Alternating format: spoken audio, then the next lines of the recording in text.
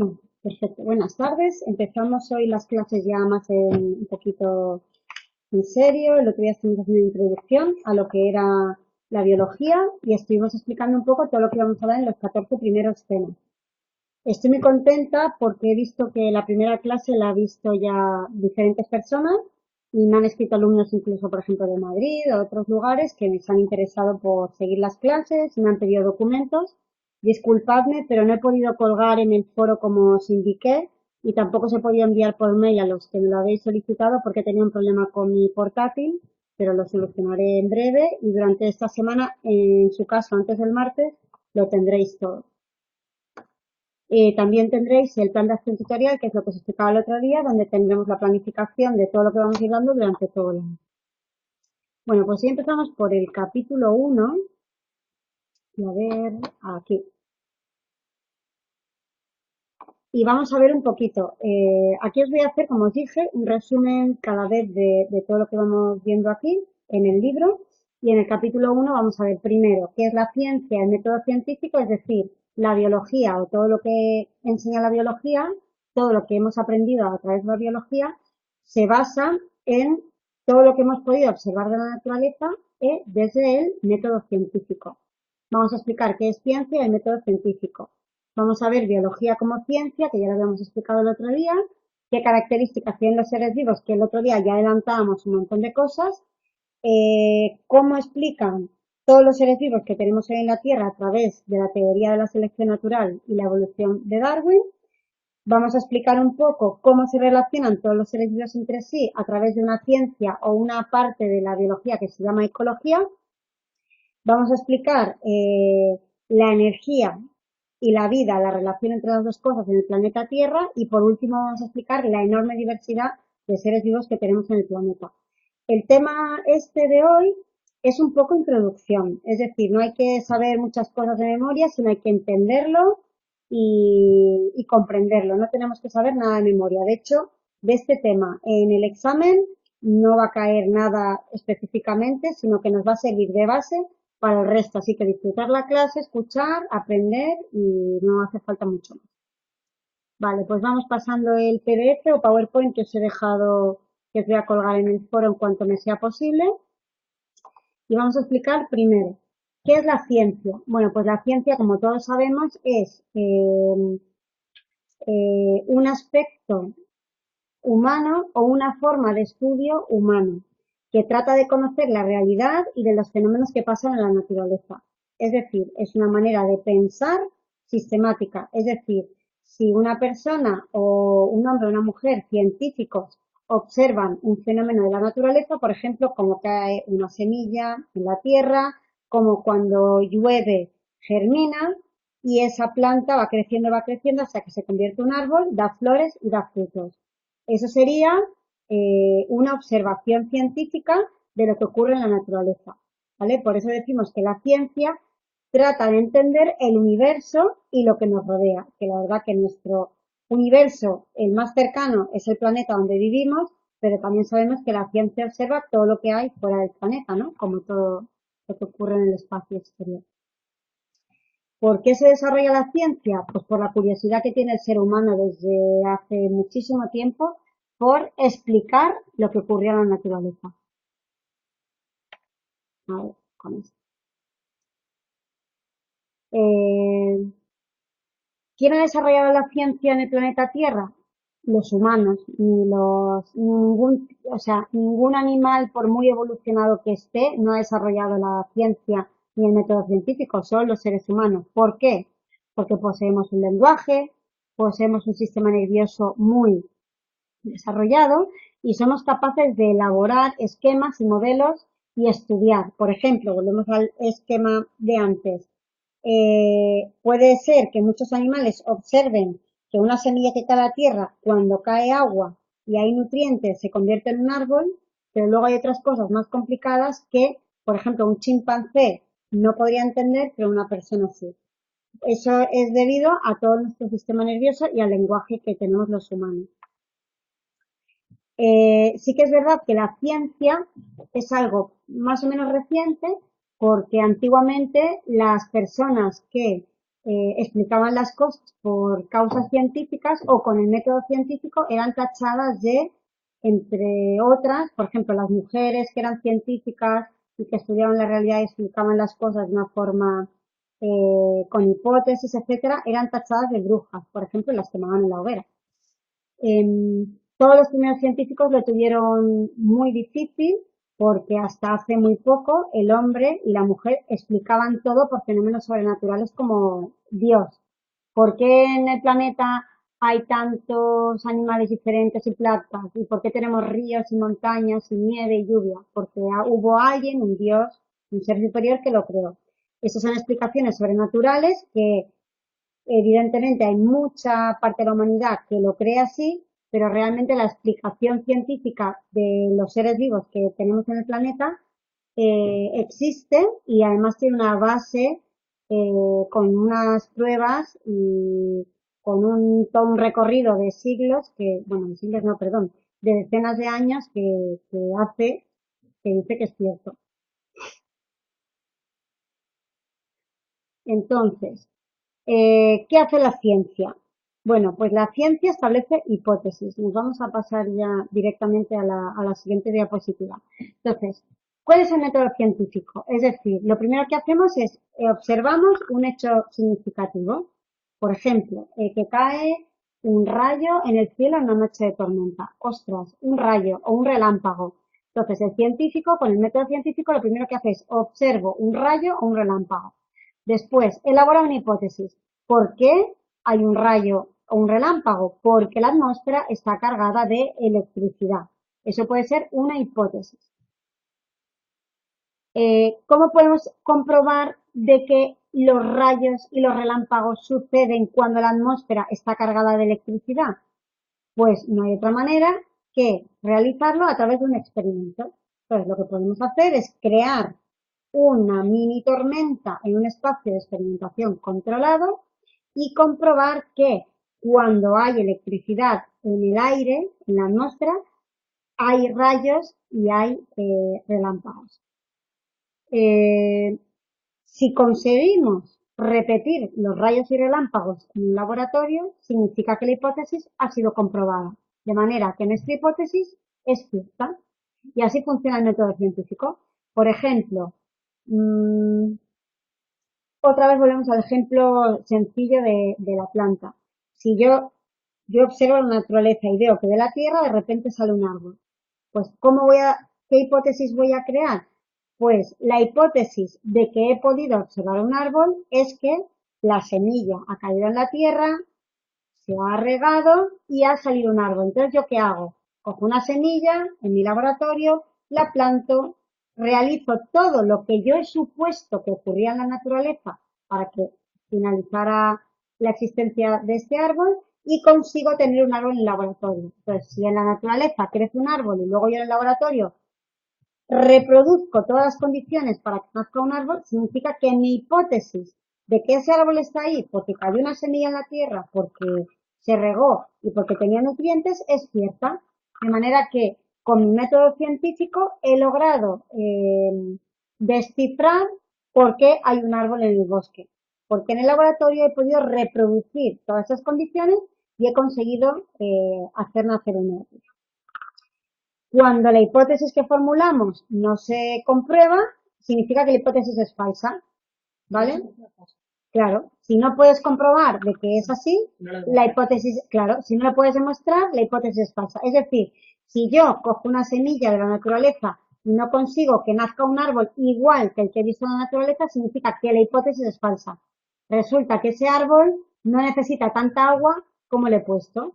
Necesita menos agua porque es un árbol que vive en una zona mediterránea seca, por ejemplo. ¿Vale? Entonces, ¿de qué etapas consta el método científico? Primero, observar la naturaleza. Después, elaborar una hipótesis. Después, experimentar. No hay ninguna hipótesis que se pueda comprobar si no podemos replicar lo que hemos visto en la naturaleza en el laboratorio. Luego, la hipótesis será verdadera si se cumple lo que hemos dicho o es falsa.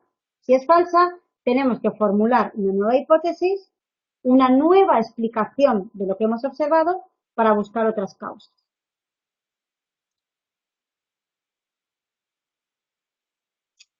Entonces, por lo que acabamos de decir, una hipótesis científica siempre tiene que poderse poner a prueba. Si no somos capaces de demostrar una hipótesis, no es cierta. Se tienen que comprobar a través de experimentos, que es lo que hemos dicho. En el laboratorio o fuera del laboratorio. Un laboratorio puede ser un laboratorio de los que nos imaginamos y conocemos, cerrado, pero también un laboratorio se puede encontrar al aire libre, ¿vale? Un laboratorio es un espacio de experimentación. Y además, todos los experimentos deben ser repetibles y que los resultados sean cuantificables. Es decir, si yo realizo el experimento con el que finalmente obtengo un árbol adulto, no me vale con hacerlo una vez el experimento, tengo que hacerlo una, dos, tres, cuatro, cinco. Y yo no, sino cualquier persona. Es decir, para que una hipótesis sea cierta, cualquier científico o científica que haya en el mundo puede o debe de poder realizar ese experimento y que le salgan los mismos resultados. Si no, esa hipótesis no es cierta, ¿vale? Por eso decimos que los experimentos deben ser repetibles y cuantificables. ¿Qué significa cuantificable? Pues que después de un determinado experimento para decir que es cierta la hipótesis de que si pongo esta semilla de este árbol en la tierra con poca agua, finalmente tengo un árbol al cabo de 2 años de 2,5 metros de altitud, con unos frutos muy grandes de color rojo y con unas hojas de color verde oscuro, ¿vale? Por ejemplo. ¿Has entendido más o menos? Tienen que ser iguales. Exacto, tienen que ser los experimentos repetibles e iguales. Si fuese el árbol diferente, no sería... sería otra hipótesis diferente porque estamos hablando de otra especie diferente, por ejemplo, ¿vale? Pero bueno, en realidad, con que os quedéis con que el método científico tiene estos pasos: observar, formular hipótesis, experimentar y luego vemos si la hipótesis es verdadera o es falsa. Si es falsa, otra hipótesis diferente. Vamos a formular otra explicación de lo que hemos visto, ¿vale? Eso es lo más importante, que tengáis claro lo que es el método científico. Vale, entonces decíamos el otro día, ¿qué significa la biología? Pues bio, vida, y logos, conocimiento. Fijaros que la biología nace en el siglo XVIII, hace poquísimo, y en el XIX se establecen los fundamentos. Es una ciencia súper joven. Y fijaros que en el siglo XX se empieza a desarrollar la biología molecular. Hasta el siglo XIX la biología se basaba en lo que estudiábamos. La biología era meramente descriptiva. Es decir, ¿qué hacían los biólogos? Existen 275 especies de mamíferos en el mundo, que es mentira, hay muchos más. Existen 25 millones de especies diferentes de insectos. Existen 200.000 especies de hongos, etcétera. Y le ponían un nombrecito a cada especie. Por ejemplo, de plantas, Linneo, que fue un estudioso europeo, lo que hizo fue ponerle nombrecitos a todas las plantas del mundo. Pero ¿cómo les puso nombre? Según lo que veía. ¿Y cómo las agrupó a las plantas? Por familias, por géneros, primero por órdenes, luego por familias, luego por géneros. Ordenó las plantas como las veía, por ejemplo, dijo la familia de los robles.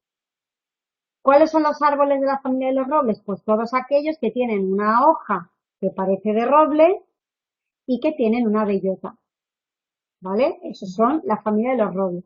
Por ejemplo, ¿cómo agrupó a los insectos? Pues los insectos porque todos tenían 6 patas, algunos volaban, otros no volaban, etcétera. ¿Por qué separó las arañas de los insectos? Porque las arañas tienen 8 patas en vez de 6 patas que tienen los insectos, ¿vale? Entonces, lo que intento explicar con esto es que hasta hace muy poquito la biología se basaba solo en lo que veíamos por fuera, los tipos de animales, las diferentes especies de plantas. Pero ¿qué pasó? Que en el siglo XX se descubrió el microscopio electrónico, que lo que ocurrió es que podíamos ver los seres vivos por dentro a nivel molecular. Ahí nos dimos cuenta que la molécula de un de una leona que tenemos aquí en la portada de nuestro libro, el capítulo 1, y la molécula nuestra, las moléculas básicas que componen el cuerpo de la leona y el nuestro, humano, son exactamente iguales. No hay ningún tipo de diferencia. Y nos quedamos bastante sorprendidos. ¿Por qué? Porque nadie se esperaba eso. Al igual que cuando miramos la célula de un león y la célula de una persona, era exactamente igual. Ninguna diferencia en absoluto. Y ahí fue cuando se empezó a desarrollar la biología molecular. Y eso nos permitió llegar a un montón de conclusiones súper importantes. Por ejemplo, aplicamos la biología molecular a la medicina, a la farmacia, a la psicología, a la agricultura, a las tecnologías y causó un gran cambio en la sociedad. ¿Por qué? Pudimos curar enfermedades, pudimos entender la información genética que tenemos y cómo se la pasamos a nuestros hijos, pudimos entender todas las enfermedades genéticas, pudimos entender que lo que decía Darwin era verdad, que todos veníamos de esos organismos primitivos hace miles y miles de millones de años que vivían en la Tierra y que a través de esos organismos nacieron todos los seres vivos del planeta. Demostramos la teoría de Darwin. ¿Por qué? Porque, como ya dije el otro día, el tipo de célula que forma un alga unicelular es exactamente igual que el tipo de célula de una planta superior como puede ser un árbol. O la misma célula que forma un animal primitivo como puede ser el cocodrilo es exactamente a la célula que tenemos nosotros, que somos seres muchísimo más evolucionados. Eso significa que a lo largo de la evolución, los animales, las plantas, las algas, los diferentes seres vivos han ido mejorando y adaptándose mejor a la vida en el planeta Tierra, pero eso no significa que hayamos cambiado nuestra unidad estructural básica que ahora vamos a estudiar, que es las moléculas y las células.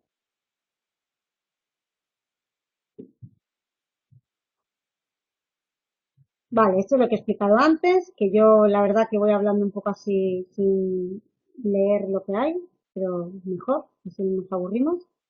Entonces, que la biología es muy joven y que hasta el siglo XVIII la biología era descriptiva. Ya está, era, las plantas son verdes, tienen una flor roja y le pongo un nombre y un apellido. El nombre es el género y el apellido es la especie. ¿Vale? Por ejemplo, la lechuza, el género es Tito, con Y la primera, y la especie es alba. La lechuza se llama Tito alba y ese nombre se lo pusieron ya en el siglo XVIII. Todos los animales y todas las plantas observables al ojo humano tuvieron su nombre y su apellido, su género y su especie. Es decir, su nombre científico en latín único para todo el planeta y para todos los idiomas. Entonces, ¿qué es lo que estudia la biología? La biología estudia diferentes cosas, las tres más importantes. La biología estructural habla de qué. Por ejemplo, ¿qué especies encontramos en un bosque? ¿Vale? La biología estructural habla de que en un bosque tenemos árboles, tenemos plantas, tenemos animales, etcétera. La biología descriptiva dice cómo funciona el bosque. Pues llueve, hay organismos que se comen a los animales que se mueren, hay plantas que se alimentan de la materia orgánica de la tierra, hay animales que se alimentan de otros animales, hay plantas que se alimentan de animales muertos, etcétera. La biología descriptiva, que sería un poco lo que es la ecología, explica la relación de los organismos vivos entre sí, plantas, animales, etcétera. Y la biología molecular y evolutiva responde a por qué, que es lo que nos explicó Darwin con la teoría de la selección natural, que los animales y las plantas y todos hemos ido evolucionando hasta lo que tenemos hoy en día. ¿Vale? Por ejemplo, la biología molecular y evolutiva, ¿por qué todas las plantas del Mediterráneo tienen las hojas duritas? ¿A ti te has ido por el bosque a lo mejor, para dar un paseíto? Esa, por ejemplo, ¿conoces la mata? ¿Sí? Se llama Quercus coccífera, es el nombre científico. Quercus es el género y la especie es coctífera. Quercus es el mismo género que los robles, de hecho la hojita es muy parecida. La coscoja o la mata, como se dice aquí en el ámbito catalanoparlante, son hojas duras y con pinchos, que lo que hacen es estar preparadas para evitar la pérdida de agua cuando hace mucho calor. De hecho, todas las hojas de las plantas del Mediterráneo o muchas hojas de las plantas del Mediterráneo son perennes, es decir, no se caen durante el invierno, porque lo que tienen que tener son esas propiedades para aguantar el calor y la pérdida de agua. Por ejemplo, en otros climas eh, más mediterráneo, en el interior de la península o más alpinos, muchos árboles pierden la hoja. ¿Por qué? Porque hay unas condiciones de frío y de viento en invierno que hacen que el árbol prefiere perder la hoja y quedarse hibernando que tener esa hoja que no la puede mantener porque se va a congelar a la primera helada, no le va a quedar ninguna hoja, de manera que en climas fríos los árboles se quedan como hibernando y en el Mediterráneo casi todos los árboles tienen esa hoja perenne para evitar la pérdida de agua. Por ejemplo, en el Mediterráneo hay plantas o árboles como el almendro que ocurre lo contrario, que pierden la hoja durante el verano porque hay unas condiciones tan extremas de calor y de sequía que no puede aguantar. Entonces, ya habiendo florecido en febrero y fructificado, durante las épocas de más calor no tiene la hoja. De manera que la biología evolutiva lo que explicaría es cómo se adaptan todas esas árboles a los diferentes climas que encontramos. Vale, esto es muy importante. Ya lo dijimos el otro día, pero es fundamental. ¿Cómo se organizan los seres vivos? La biología. ¿Cómo nos explica la organización de los seres vivos del planeta Tierra? El nivel de organización más al detalle que podemos ver con el microscopio sería la molécula. ¿Os acordáis de qué moléculas eran por las que estaban formadas todos los seres vivos? Que eran 5 letras. Perfecto. Chon era carbono, hidrógeno, oxígeno y nitrógeno. ¿Vale? Esas 4 átomos son los que forman casi todas las moléculas. Las moléculas son agrupaciones de diferentes átomos. ¿Vale?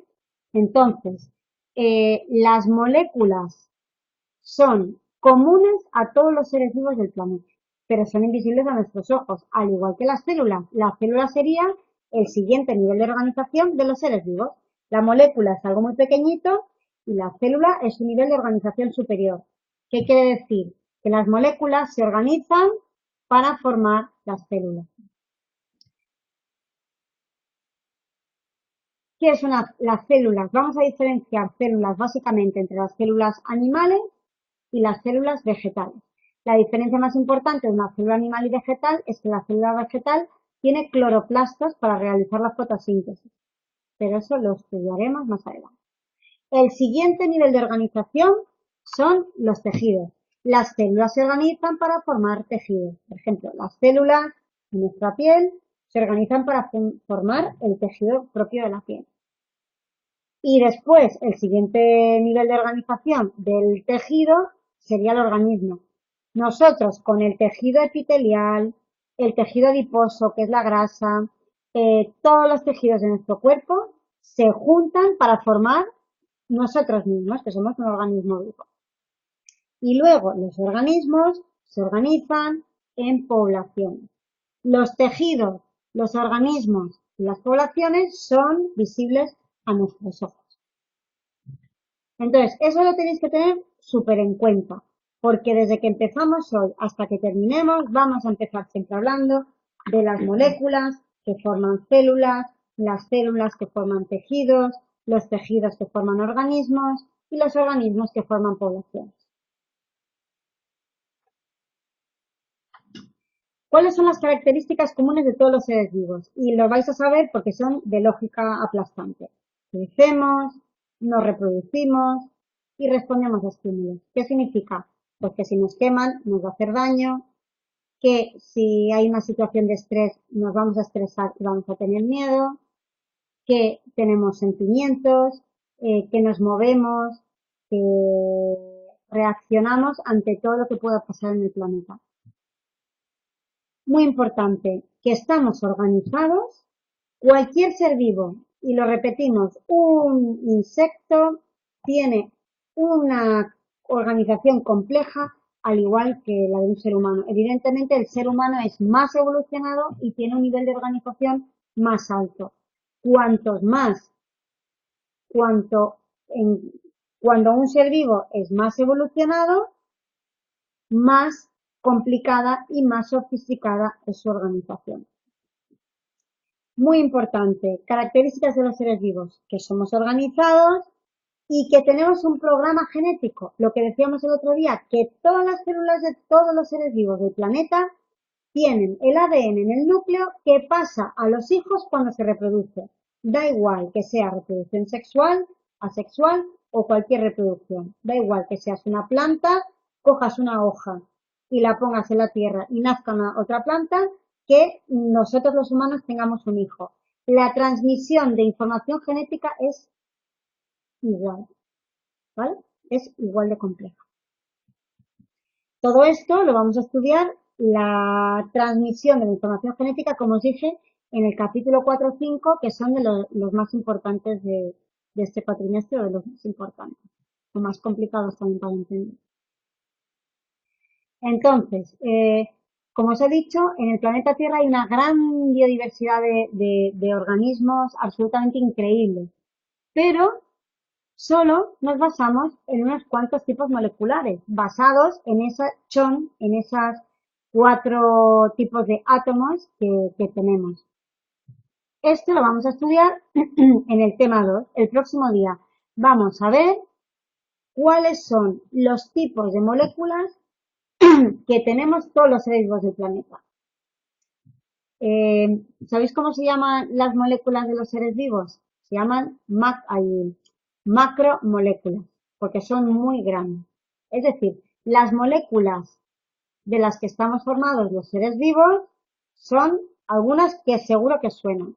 Los hidratos de carbono, las proteínas, los glúcidos o las grasas, sí, perdón, las grasas o los lípidos, perdón, hidratos de carbono o glúcidos, lípidos o grasas, proteínas y ácidos nucleicos. Esos son los 4 tipos moleculares de los que estamos formados todos en el planeta. Da igual que sea un alga, una ballena, un delfín, una cucaracha o un ser humano. Estamos formados por proteínas, por ácidos nucleicos, por lípidos y por ácidos nucleicos. El próximo día estudiaremos solo eso.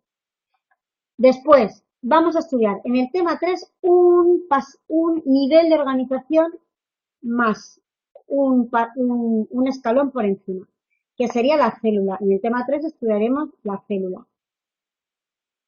Estudiaremos la célula como unidad básica de funcionamiento. Si nosotros vemos una célula, vamos a poder entender todo lo que hace cualquier ser vivo del planeta. Una célula se mueve, una célula respira, una célula se reproduce, una célula hace todo lo que hacemos un ser vivo. Entonces, una célula podemos considerarlo como un mini ser vivo.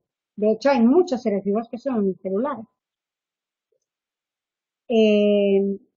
Vamos a explicar todos los procesos energéticos también que son comunes a todos los seres vivos y vamos a explicar también la universalidad del material genético, que ya os lo he dicho 1000 veces, pero la diré otras 1000 más. Es decir, que todos los seres vivos del planeta tenemos las mismas moléculas de ADN, no cambian en nada. Simplemente lo que cambia es el orden de las diferentes partes del ADN. Cada parte del ADN se llama nucleótido.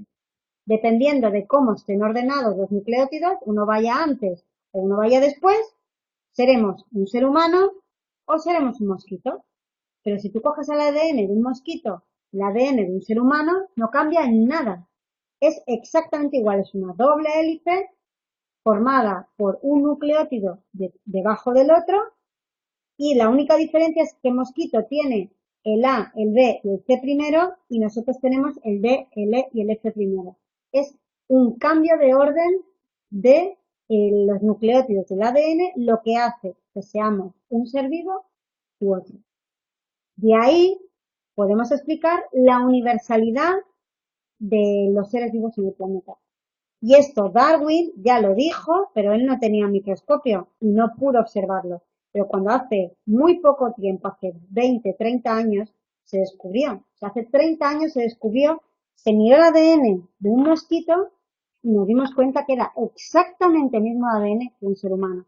Lo único que cambiaba era el orden. De ahí nos dimos cuenta, ostras, lo que decía Darwin era verdad, pero es que ahora está demostradísimo. Es una hipótesis que la hemos podido demostrar a través de la observación. Luego estudiaremos la evolución de todos los seres vivos en el planeta en el tema 3.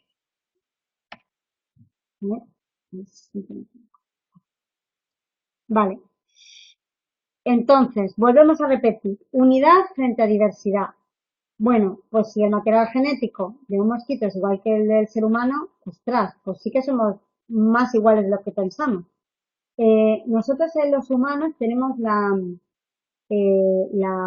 idea siempre de que los seres humanos, como estamos fuera de la naturaleza, que somos muy diferentes, que vivimos en ciudades, que tenemos ordenadores, que viajamos al espacio, que tenemos internet, televisión, pero realmente tenemos todas esas cosas que hemos ido descubriendo gracias al lenguaje del sistema nervioso que poseemos, pero como seres vivos somos exactamente igual que los otros. Por eso hablamos de unidad frente a la diversidad. Y esto es todo está explicado por la evolución. ¿Vale? Y precisamente es esto, es decir, ¿qué es lo que queremos explicar en todo este libro de biología? Lo que queremos explicar es que todos venimos de lo mismo. Todos los seres vivos de este planeta somos hermanos absolutamente, porque todos venimos de nuestros padres, que fueron unos microorganismos pequeños unicelulares, de los cuales fueron evolucionando y llegaron hasta hoy en día. Por eso tenemos mismo ADN, mismo ADN no, mismo tipo de ADN, mismo tipo de células y mismo tipo de moléculas, porque todos derivamos de lo mismo. Que a veces cuesta, ¿no? Porque dices, ¿cómo voy a ser yo igual que un algo unicelular? Pues es que somos iguales.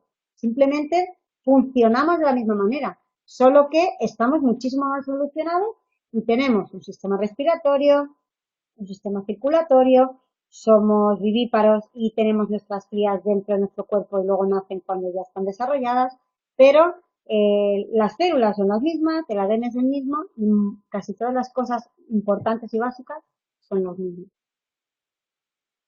Entonces, ¿cómo podemos explicar esto? Es decir, los seres vivos no son siempre iguales, sino cambian con el tiempo. Por ejemplo, todo el mundo sabe que antiguamente había mamuts, ¿no? Bueno, pues el mamut evolucionó hasta el elefante actual. El mamut estaba adaptado al frío y al hielo y a las glaciaciones. Tenía unos dientes, unos colmillos enormes para defenderse, tenía un pelo larguísimo porque hacía muchísimo frío y era gigante, gigante. ¿Qué pasa? Los elefantes de hoy en día viven en zonas tropicales, tienen el pelo muy corto porque no hace nada de frío, sino que hace un montón de calor, unos colmillos mucho más pequeños, etcétera. De manera que los diferentes organismos del planeta han ido evolucionando y adaptándose al, al, al medio que tenemos ahora. Por ejemplo, los seres humanos también tenemos todos nuestros antecesores que eran otras especies de otros géneros. Nosotros somos el Homo sapiens, Homo género, sapiens especie. Pero ya sabéis que estaba el Homo habilis, el Erectus, luego teníamos el Australopithecus, teníamos el Neandertal, etcétera. Es decir, que son todo especies humanas que han ido evolucionando. Todas las especies humanas que no han sabido adaptarse al medio se han extinguido. Al final, la especie humana con más éxito hemos sido nosotras que hemos sobrevivido hasta la actualidad. Luego ha habido un montón de especies también que se han extinguido. De manera que los seres humanos han ido mejorando y adaptándose al ambiente hasta que hemos llegado a nuestros días. ¿Vale?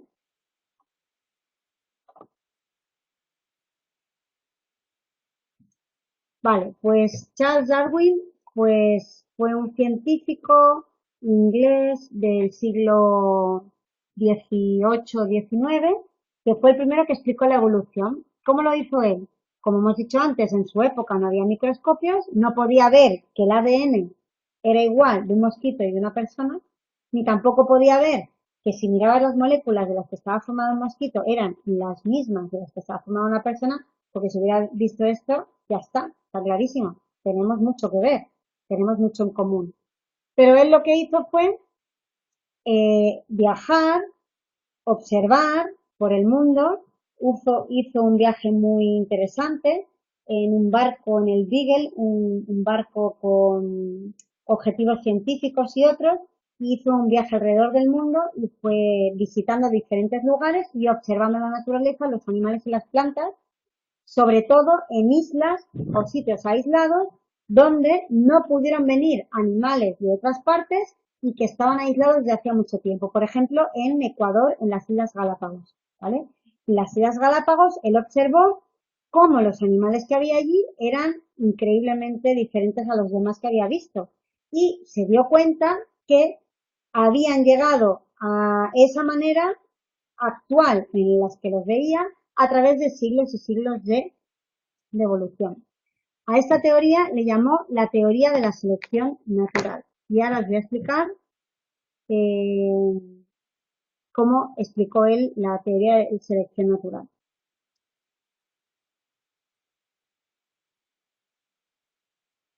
Vale, vamos a poner un ejemplo que me gusta siempre poner. Eh, Darwin dijo cómo los animales se adaptan a su ambiente a través de la teoría de la selección natural. Él decía que todos los, por ejemplo, las jirafas, que es un ejemplo que él siempre decía. ¿Por qué las jirafas? Vamos a hacer una pregunta y de ahí vamos a explicar la teoría de la selección natural. ¿Por qué las jirafas tienen un cuello tan largo? Por- Vale, pero ¿por qué? Entonces, durante la vida de una jirafa, ¿qué le pasa al cuello? ¿No? O sea, sí que le crece, pero una jirafa pequeñita ya tiene el cuello largo. Entonces, eso es lo que decía, algunos estudiosos decían eso, porque las jirafas tienen el cuello largo, porque la jirafa quiere llegar a las hojas que hay más arriba para poder diferenciarse de los demás animales y sobrevivir. Entonces, había científicos que decían, las jirafas tienen el cuello largo porque estiran el cuello para llegar a las hojas, de manera que el cuello lo tiene largo por eso. Error. Esa teoría, esa hipótesis es falsa. ¿Qué dijo Darwin? ¿Por qué las jirafas tienen el cuello largo? Porque cuando había muchos animales que estaban comiéndose todas las hojas bajas del árbol, las jirafas de una manada de jirafas que por un casual habían nacido con el cuello un poco más largo, eran las que sobrevivían más respecto a las demás. Es decir, nosotros en los humanos lo sabemos perfectamente. Cuando nacemos los seres humanos, más gordos, más flacos, más bajos, más altos, etcétera. Las jirafas igual. Hay jirafas que nacían con el cuello un poco más largo y jirafas que nacían con el cuello más corto. Ya lo estudiaremos en el capítulo 4 y 5, pero la información genética que heredamos es la del padre y la de nuestra madre, pero la que manifestamos y la que se ve es al azar. Es al azar. Por eso yo salgo con ojos marrones y el pelo rubio, y mi hermano sale con el pelo negro y los ojos marrones. Las jirafas igual. Cuando nacen había algunas que por casualidad y por información de sus tatarabuelos nacían con el cuello más larguito. Entonces, las jirafas que tenían el cuello más largo se alimentaban mejor y las que tenían el cuello más corto no llegaban a la comida y se morían. ¿Quién se reproducía entonces? La jirafa, que tenía el cuello más largo. Entonces, a lo largo de los siglos y los siglos, se han ido reproduciendo con más éxito las jirafas que por casualidad, por azar, manifestaron una información genética de cuello más largo.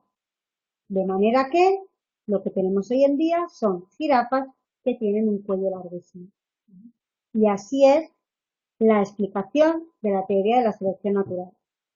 Si os acordáis de este ejemplo, no se os olvidará nunca. De hecho, no tenéis que saber de memoria cuál es la teoría de la selección natural. La teoría de la selección natural explica por qué las jirafas de hoy en día tienen el cuello más largo. Por ejemplo, ¿por qué los conejos de hoy en día son así como son? ¿Por qué tienen esas orejas tan grandes? ¿Por qué tienen esos ojos y esa vista tan desarrollada? ¿Por qué tienen esas patas traseras que saltan y corren cuando va a venir un depredador?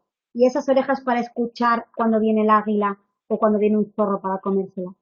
Porque los conejos hace mucho tiempo no eran como son ahora, eran conejos con orejas más pequeñas. Entonces, los conejos que nacían con las orejas más grandes y captaban más el ruido de cuando venía un águila a comérselo, evidentemente sobrevivían más o menos.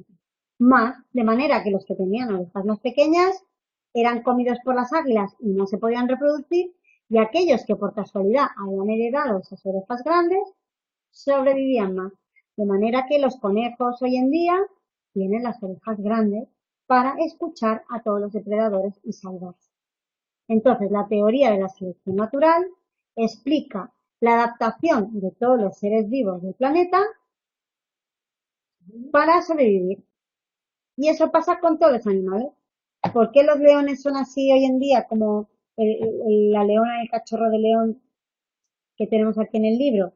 Bueno, porque la leona, la vista, la velocidad, la fuerza que tienen para cazar, los leones antiguamente no eran así, sino que todos los leones que nacieron, que estaban peor adaptados para cazar, para escapar, para criar a las crías, pues iban muriendo y solo pasaban a reproducirse los más adaptados, de manera que tenemos los leones de hoy en día que están muy adaptados a su ambiente. Y como dice aquí en la diapositiva, estamos todos cambiando. Por ejemplo, ¿qué pensáis que va a pasar con los dedos de nuestros pies? Que no los usamos para nada. Porque los dedos de los pies que tenemos los tienen los chimpancés. ¿Los chimpancés para qué usan los dedos de los pies? Para agarrarse. De los seres humanos, para nada. Entonces, cuando pasen siglos y siglos y siglos y siglos, los deditos de las manos los vamos a conservar, pero los pies desaparecerán. Conservaremos el dedo, el gordo, para el equilibrio para caminar, pero el resto de los dedos le evolucionará que desaparezcan. Por ejemplo, otra cosa curiosa. ¿De dónde creéis que vienen o de dónde venimos en relación a las ballenas y los delfines? ¿Qué pensáis que son las aletas y qué pensáis que es la cola? Las aletas de los delfines eran brazos y la cola de los delfines eran las piernas. Pero cuando esos mamíferos fueron al agua, crearon las aletas y la cola, ¿vale? O cuando esos mamíferos salieron del agua. Es decir, de hecho nosotros en la cola, en el sacro, tenemos ahí un huesito que era donde estaba la cola, ¿vale? Nosotros venimos de los mamíferos del mar que salieron del mar, de la ballena, de los delfines. Somos seres más evolucionados. Somos mamíferos que salimos del mar. Las ballenas, ¿cuáles huesos? ¿Verdad? Los de la cola, porque la cola, perdón, son las piernas. Claro. O sea, ¿No? sí, es que la evolución, sí. La evolución de los mamíferos marinos, es decir, los mamíferos, nosotros somos mamíferos Sí. que salimos del agua, porque la vida viene del agua. Entonces, la cola es nuestras piernas ahora y las aletas son nuestros brazos, ¿vale? De hecho, si tú ves un esqueleto de una ballena, puedes ver perfectamente que hay piernas y hay brazos, ¿vale? O sea que es bastante increíble. Y todo esto es la teoría de la selección natural. ¿Por qué los mamíferos marinos salieron del agua? Pues porque vieron que se vivían mejor fuera del agua. Evidentemente las especies que se habían formado dentro del agua se quedaron allí, pero hubo algunas que fueron evolucionando hasta lo que somos hoy en día.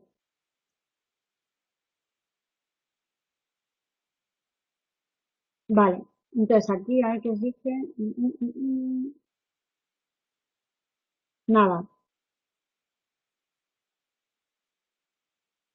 Bueno, ese parrafito del final que os he puesto, lo quería leer. Decíamos, aquellos individuos mejor adaptados a su ambiente dejarán más descendencia. Las jirafas que tienen el cuello más largo tendrán más hijos que los demás.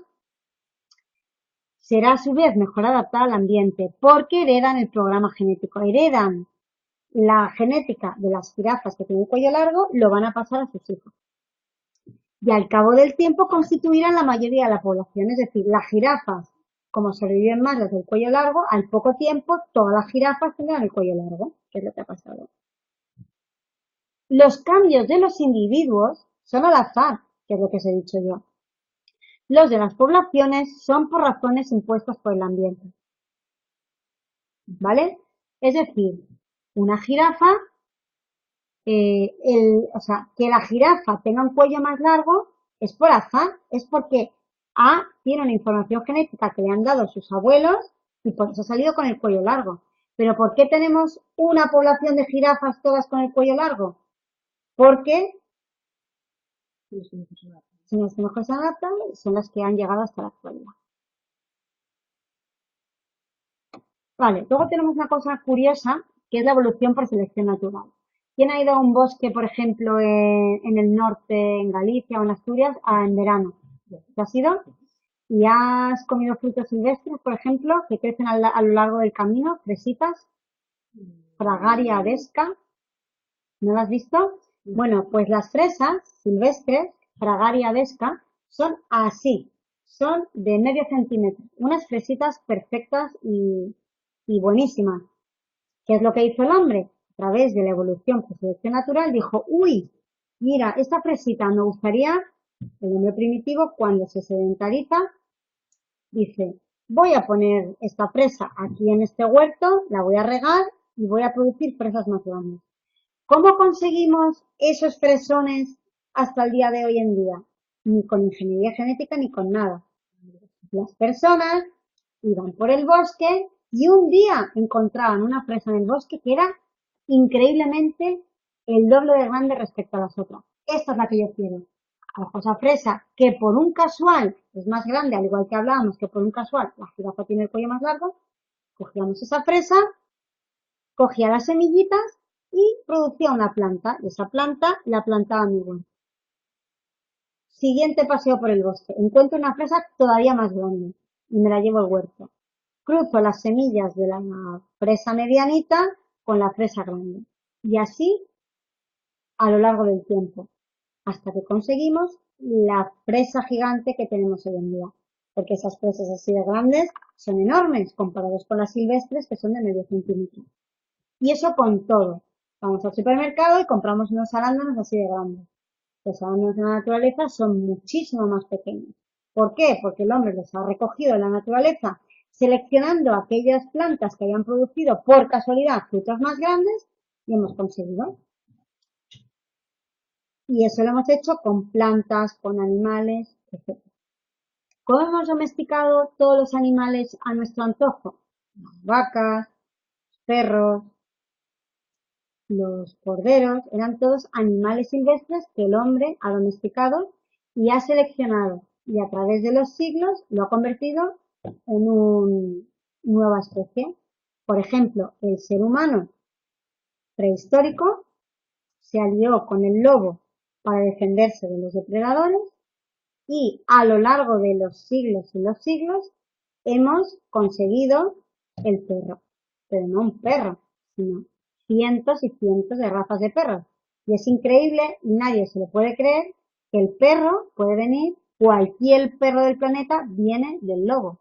Todos absolutamente descienden del lobo.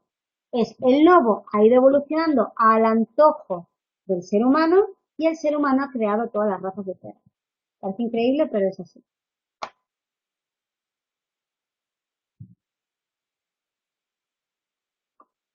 Vale, esto lo vamos a estudiar en el próximo, en el capítulo 14. Pasamos. Las relaciones ecológicas las vamos a estudiar todas en el tema 14. No va a caer ninguna pregunta. Y me acabo de dar cuenta que me he enrollado un montón y que hemos ido despacito.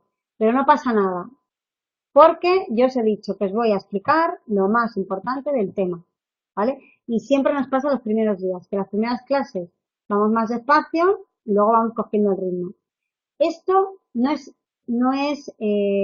son conceptos de termodinámica y de física que no nos van a preguntar en el examen, ni tampoco sale prácticamente en el resumen, ¿vale? Así que no os preocupéis, lo más importante es lo que os he explicado hasta ahora. Eso sí que me interesa antes de irnos, que ya acabamos la clase en 4 minutitos. Los 5 reinos que tenemos en el planeta son los animales, las plantas, los hongos, las algas y las bacterias. Se llama protistas el reino, que son las algas y los protozoos, ¿vale? Y las bacterias. Las bacterias son los organismos más antiguos del planeta. Luego, el siguiente grado de evolución son los protistas. El siguiente grado de evolución son los hongos. Después plantas y animales. Los animales son los seres vivos del planeta más evolucionados. Y eso lo vamos a ver en la figura 1.5 de la página 9, que es muy interesante que os lo miréis. ¿Vale? Abajo veis las células primitivas que van evolucionando hacia arriba, ¿lo veis? Células primitivas, eso es lo más antiguo del planeta Tierra.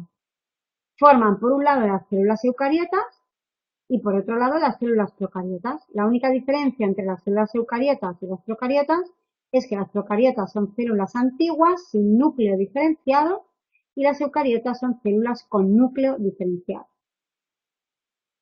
Nosotros tenemos células eucariotas, simplemente significa eucariota que tiene un núcleo diferenciado, ¿vale?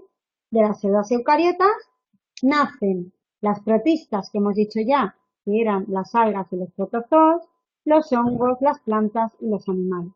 En cambio, los organismos más antiguos son las bacterias en general. Bacterias hoy en día tenemos millones, como bien sabéis. Vamos a estudiar muy bien los 4 reinos que vienen de las células eucariotas. Aquí abajo está muy bien explicado en la figura 1.5 cómo es cada uno de los reinos. De todas maneras, el próximo día volveremos. ¿Vale? Esto leeroslo, página 9, figura 1.5. Esto lo tenéis que saber. Tenéis que leerlo y comprenderlo bien. Para acabar la clase de hoy, decir que en el planeta Tierra hay 2 millones de especies descritas. Como mínimo, cada día se descubren más especies. Y por desgracia, cada día extinguimos también a otras. La taxonomía es la rama de la biología que clasifica a los seres vivos. Y como os he dicho antes, la clasificación de los seres vivos es lo que era antes la biología y que en el siglo XVIII Linneo inventó. Como poniéndole un nombre y un apellido, el género y la especie. Como hemos dicho antes, la lechuza, Tito, alba, o como hemos dicho antes, la mata o coscoja, Quercus coccifera. ¿Vale? Siempre le ponemos un género y una especie. No tenéis que saber nada de memoria, solo tenéis que comprender. Vale, aquí hablamos de la diversidad de los seres vivos y aquí hemos acabado la clase de hoy. Esto luego, si queréis, lo podéis mirar en casa. Lo que vamos a hacer el próximo día, vamos a empezar la clase haciendo las preguntas de autoevaluación. Si queréis echarle una ojeada, le podéis echar una ojeada, pero tampoco os preocupéis mucho. Intentar no mirar las respuestas. De todas maneras, aquí vais a ver cosas que no vais a saber responder, pero es que, como vuelvo a repetir, en una hora no nos da tiempo de explicar esto en detalle. Lo que os he explicado es suficiente para lo que tenéis que saber para el tema. ¿vale? Entonces, si tenéis dudas o cualquier cosa, me lo decís el próximo. Bueno, pues nada, nos vemos el próximo martes a las 6:30, los que estéis conectados o los que miréis la grabación. Hasta luego.